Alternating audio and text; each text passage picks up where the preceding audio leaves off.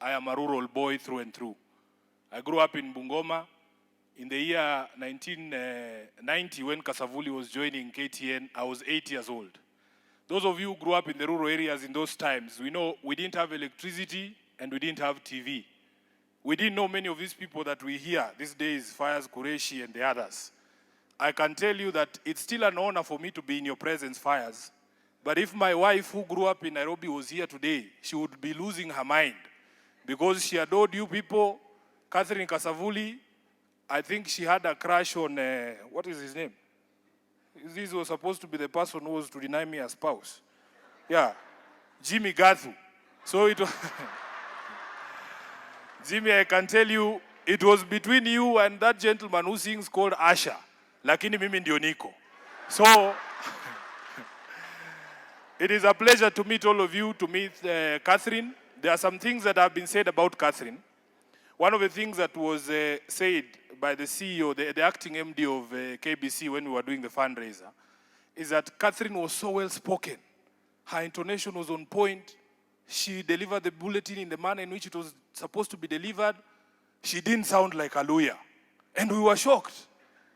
We were asking ourselves, kwani there's a public expectation that lawyers must sound like Wakoli Bifuoli,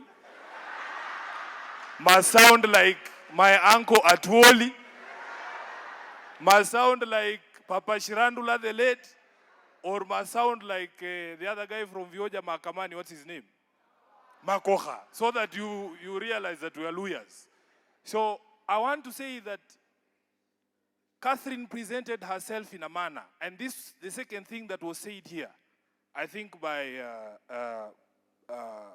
Topi when he was speaking, he said that many people are now discovering Catherine's ethnicity in her death, which tells you something about Catherine Kasavuli. That in fact you don't have to lead everything in your life with your tribe. You don't have to start by mentioning who you are, where you come from. Let people know you as a national and international icon. The lady who is lying here today, I believe, is a national treasure. She's a national treasure. Many of us thought she was from Ukambani, as have been said here. We were only realizing later in life, actually recently, that she's our daughter from Mulembe. And we are very proud to find that out, but that is not who she was. Even in the broader conversation that is happening in the country right now, I want to encourage us, those of us who have gotten opportunity or platform, please, not everything is about your tribe.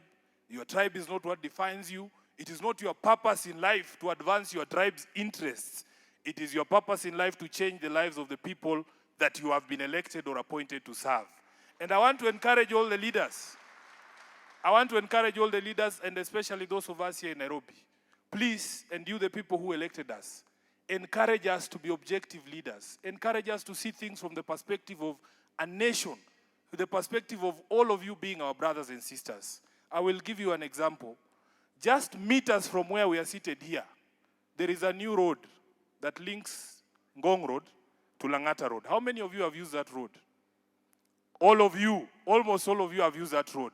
Do you know that in 2018, when that road was being constructed, there were people living on that space in Kibra in Langata who had to leave that space for that road to be built. I was just freshly appointed as the SG of ODM. My chairman for ODM Nairobi, Mheshimiwa Aladwa, is here. If then we went there to tell our people, you cannot move, you cannot destroy the homes of our people, would you be using that road now? We need to appreciate that there are things called the common good that we must all support. Lastly, I was hoping that Mheshimiwa Babu would be here. I have had the privilege, being the SG of ODM, to interact with members of the media. And as been said here by Senator Emeritus of Busia, not everything that you see about the lives of the people you see on TV is as glamorous as it looks.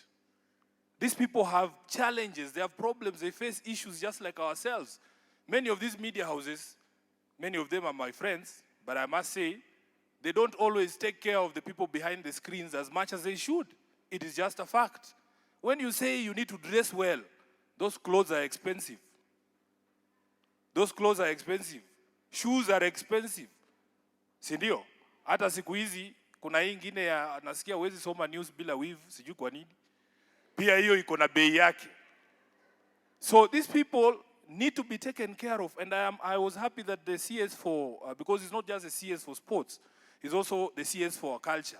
Let us have a way of ensuring that these heroes that we celebrate in death are celebrated even in life. We want something national, a national monument, something that we can remember Kasavuli for.